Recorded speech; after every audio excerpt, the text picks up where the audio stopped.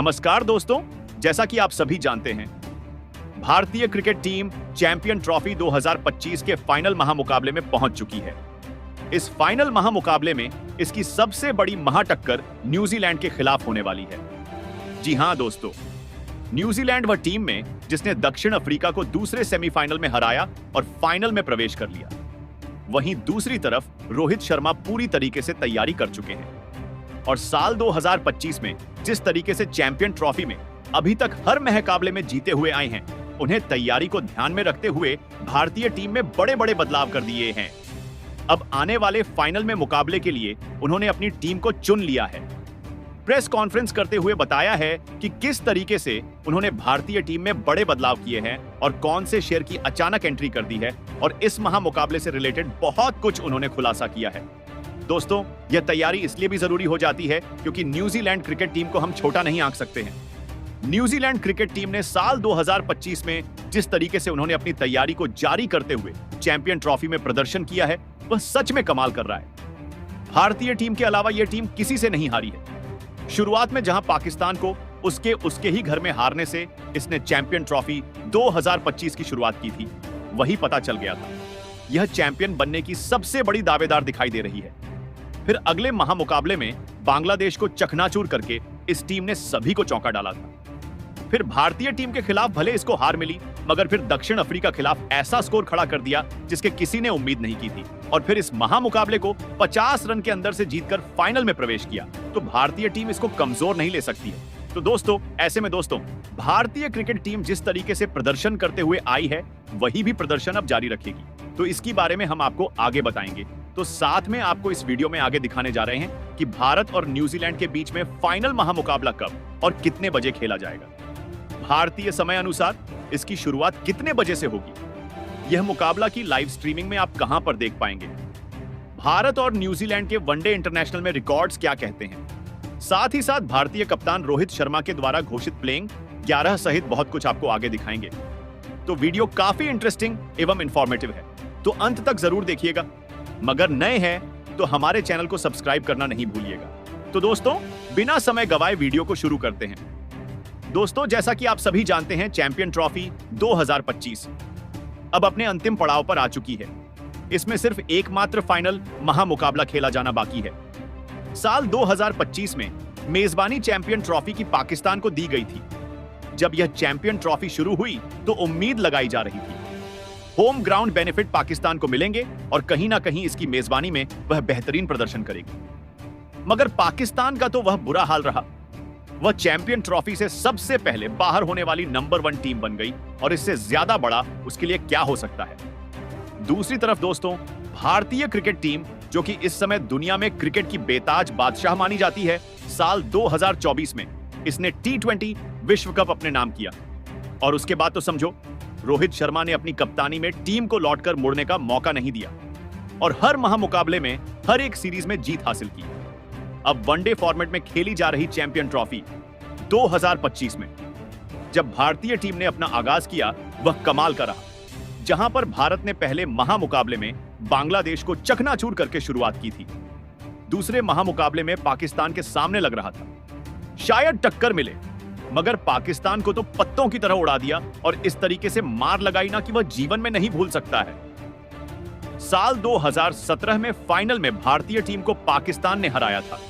तो इस साल दुबई की मैदान पर पाकिस्तान को बुरी तरीके से पटकनी देकर चैंपियन ट्रॉफी से बाहर करके भारतीय टीम ने जो झटका दिया है, वह पाकिस्तान भूलने वाला नहीं है दोस्तों। इसके बाद सेमीफाइनल भारतीय टीम पहुंच गई थी, मगर ग्रुप स्टेज में फिर उसका अगला महामुकाबला न्यूजीलैंड से हुआ था। न्यूजीलैंड क्रिकेट टीम से टक्कर मिलने की उम्मीद थी, मगर न्यूजीलैंड भी हार गई और भारतीय टीम ने पहले स्थान के साथ सेमीफाइनल में प्रवेश किया।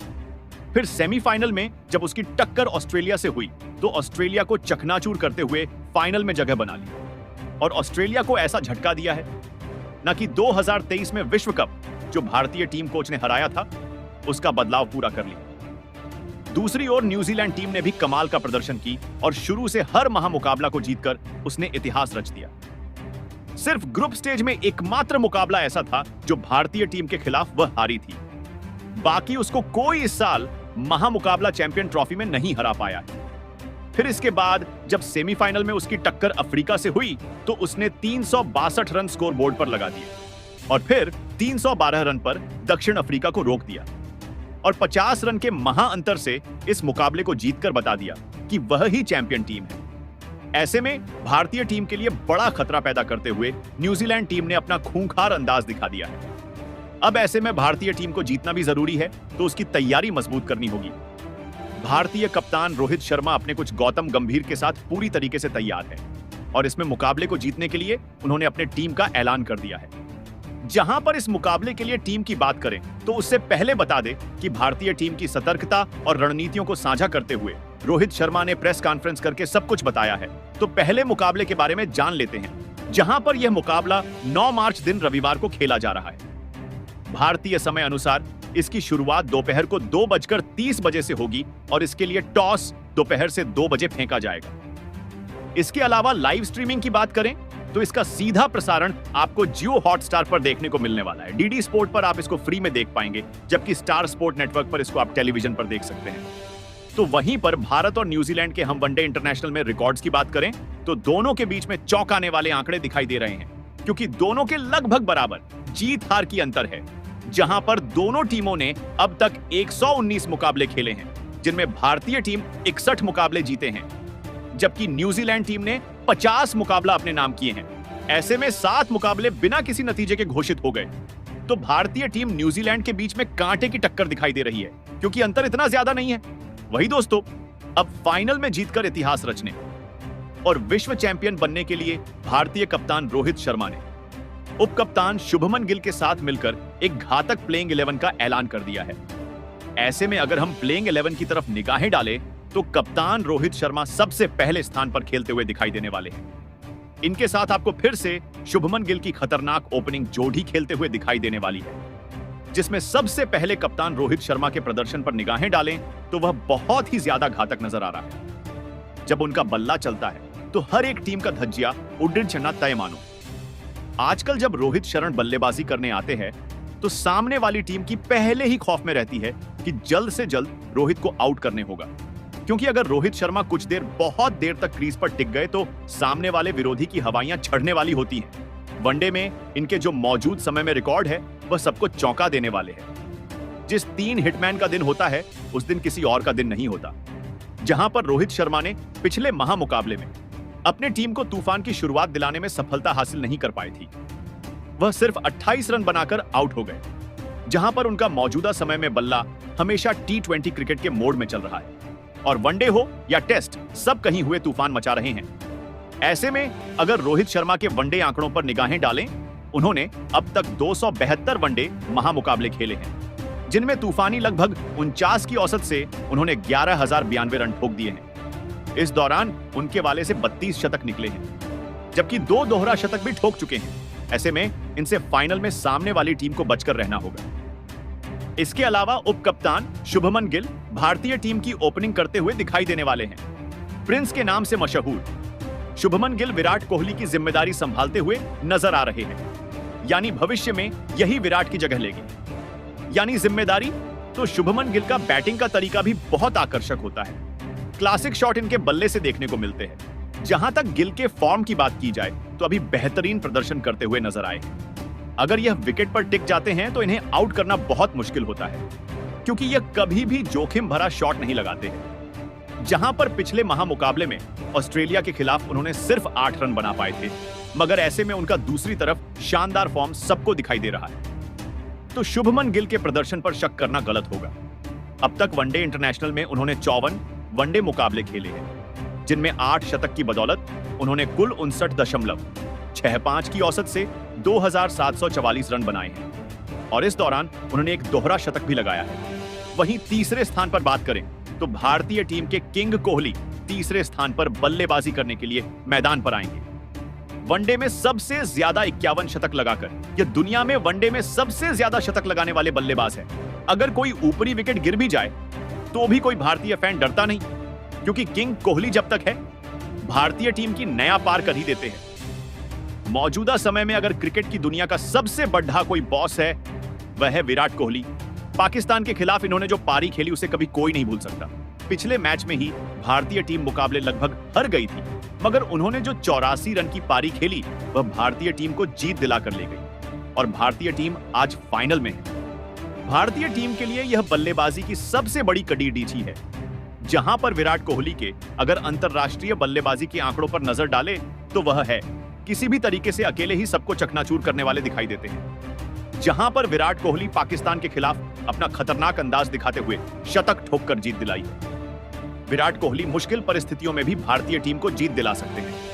अगर विराट के वनडे इंटरनेशनल के आंकड़ों पर निगाहें डालें तो उन्होंने अब तक कुल 301 वनडे महामुकाबले खेले हैं। इस दौरान 58 की औसत से उन्होंने कुल 14,180 रन बनाए हैं और इस दौरान उन्होंने 74 अर्धशतक और 51 शतक लगाए हैं।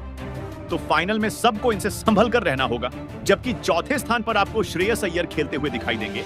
इनका पिछले कुछ समय में गजब का प्रदर्शन रहा है, जहां घरेलू मुकाबलों में भी यह छाए रहे हैं। कोलकाता नाइट राइडर टीम को इनकी कप्तानी में शानदार तरीके से आईपीएल के खिताब जिताया था। इनका शानदार प्रदर्शन और मिडिल ऑर्डर में टिककर खेलना बहुत ज्यादा टीम के लिए फायदेमंद होता है। पिछले मुकाबले में इनका बल्ला शानदार चला था और बेहतर 79 रन ठोककर पवेलियन लौट गए थे और मुश्किल परिस्थितियों में भारतीय टीम की लाज बचा ली थी, वरना भारतीय टीम का हारना तय था। मिडिल ऑर्डर में श्रेयस अय्यर भारतीय टीम को स्थिरता प्रदान करते हैं और अगर जल्दी विकेट चले गए तो मिडिल ऑर्डर में आकर अपनी टीम की नया पार लगा देते हैं, क्योंकि वनडे में अब तक उन्होंने 69 वनडे खेले हैं। इस दौरान अडडिड 40 से ज्यादा की औसत से उनके बल्ले से 21 अर्धशतक और 5 शतक निकले हैं और कुल 2,797 रन बनाए हैं। ऐसे में यह भी मुकाबले को पलटने की क्षमता रखते हैं। इसके बाद 5वें स्थान पर आपको विकेटकीपर बल्लेबाज के एल राहुल खेलते हुए दिखाई देने वाले हैं, क्योंकि ऋषभ पंत की वापसी की उम्मीद लगाई जा रही थी, मगर ऋषभ पंत इस समय चोटिल हैं, तो कि एल राहुल को ही फिर से मौका मिला है। दोस्तों, सूर्य कुमार यादव से पहले अगर भारतीय टीम का असली 360 प्लेयर था तो वह एक राहुल थे। आपको शायद याद ना हो कि जब पहले के एल राहुल का फॉर्म टॉप पर था, इन एक से एक मैच जिताए हैं। इस खिलाड़ी के साथ जितने एक्सपेरिमेंट हुए हैं शायद किसी के साथ नहीं हुए।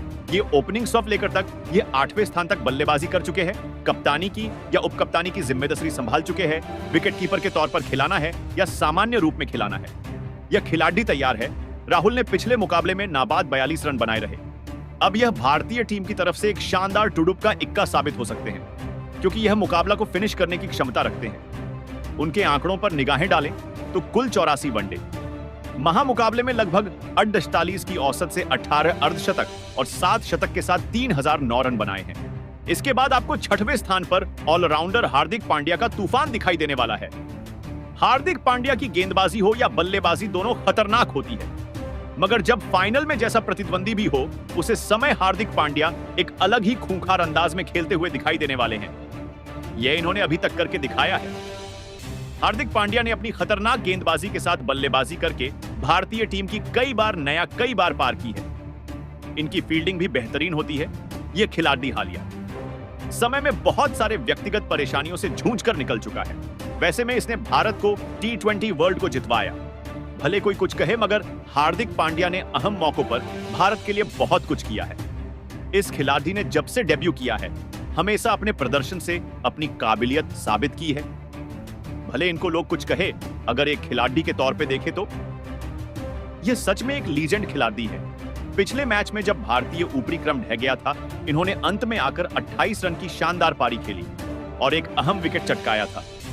अब आने वाले इस महामुकाबले में अगर गेंदबाजी की बात आई तो उन्होंने अपनी तूफानी गेंदबाजी से चकनाचूर कर सकते हैं और बल्लेबाजी से मैच को फिनिश करने की क्षमता वह रखते हैं। जहां तक हार्दिक पांड्या के रिकॉर्ड की बात करें तो उन्होंने अब तक 93 मैच में 91 विकेट हासिल किए हैं, जबकि बतौर बल्लेबाज उन्होंने इतने ही मैचों में 33 से ज्यादा की औसत के साथ 1886 रन बनाए हैं। तो फाइनल में सबको भी संभल कर रहने की जरूरत है।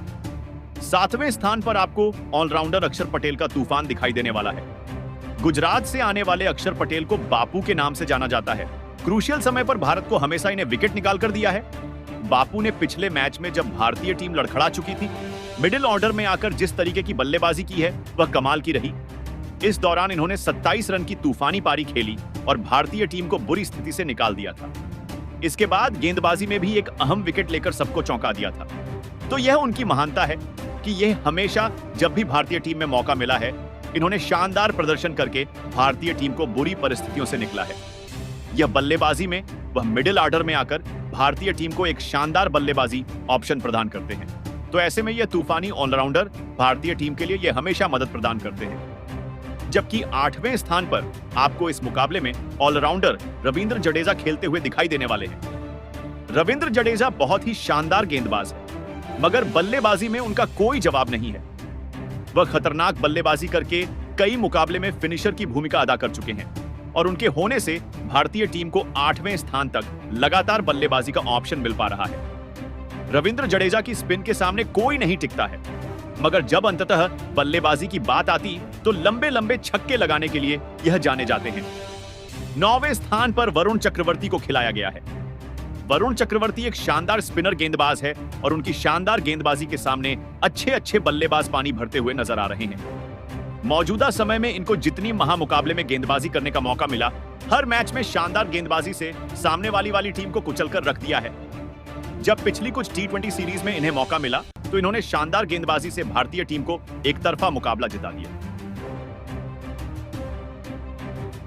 10वें स्थान पर आपको तूफानी गेंदबाज हर्षित राणा की वापसी दिखाई देने वाली है। बांग्लादेश के खिलाफ महामुकाबले में जब इनको मौका दिया गया, उन्होंने शानदार गेंदबाजी से 3 अहम विकेट चटकाकर बांग्लादेश को चकनाचूर करने में अहम भूमिका निभाई थी। उनका यह पहला आईसीसी टूर्नामेंट था, तो उन्होंने इसमें कमाल कर दिया। इसके अलावा पाकिस्तान के खिलाफ 1 विकेट ले चुके हैं, जबकि पिछले मैच में इनको आराम दिया गया था। तो ऐसे में इस मुकाबले में कुलदीप यादव को आराम दिया गया है और उनको वापस मौका दिया गया है। ऐसे में उम्मीद होगी कि मैच में भी फाइनलिस्ट के सामने वह दुबई के पिच पर कमाल करेंगे। जबकि 11वें स्थान पर भारतीय टीम के सबसे खतरनाक तेज गेंदबाज मोहम्मद शमी खेलते हुए दिखाई देंगे। मोहम्मद शमी की सीमा गेंदबाजी का कोई जवाब नहीं। इनका एक्सपीरियंस कप्तान को बहुत मदद प्रदान करता है। जब बात आती है परेशानियों से, इस खिलाड़ी ने हमेशा हमें उभारा है। वनडे विश्व कप 2023 में न्यूजीलैंड के खिलाफ इनका प्रदर्शन कौन भूल सकता है। 5 विकेट लेकर सबको चौंक दिया था। बांग्लादेश के खिलाफ मुकाबले में मोहम्मद शमी ने जिस तरीके से गेंदबाज की थी, वही कारण रहा। भारतीय टीम इस महामुकाबला को जीत पाई, नहीं तो एक बड़ा स्कोर बांग्लादेश भारतीय टीम को देती और आईसीसी टूर्नामेंट में भारतीय टीम की तरफ से सर्वाधिक विकेट लेने वाले गेंदबाज भी यह मौजूद समय में है। पाकिस्तान के खिलाफ इन्हें विकेट नहीं मिल सका और उसके बाद न्यूजीलैंड के खिलाफ भी इनमें कोई विकेट नहीं लिया, मगर पिछले मैच में 3 अहम विकेट झटक कर भारतीय टीम की नया पार लगाई थी। मगर भारतीय टीम के लिए इनका अनुभव बहुत जरूरी है। दोस्तों, चैंपियन ट्रॉफी के फाइनल महामुकाबले में न्यूजीलैंड को चकनाचूर करने के लिए भारतीय कप्तान रोहित शर्मा ने यह वह घातक प्लेइंग 11 घोषित की है जो सच में खतरनाक दिखाई दे रही है। हालांकि अभी तक जिस तरीके से प्रदर्शन दिखाई दे रहा है, दोनों टीमों के बीच में कुछ नहीं कहा जा सकता है। यह जीत किस पक्ष में जाएगा। पिछले मैच में भले भारतीय टीम ने न्यूजीलैंड को हराया था, मगर अब न्यूजीलैंड भी वापसी कर चुकी है। तो ऐसे में आप सभी को क्या लगता है, क्या भारतीय टीम चैंपियन बनेगी या न्यूजीलैंड भारतीय टीम का यह सपना जरूर कर देगी? प्रतिक्रियाएं कमेंट बॉक्स में दें और नए हैं तो सब्सक्राइब करें।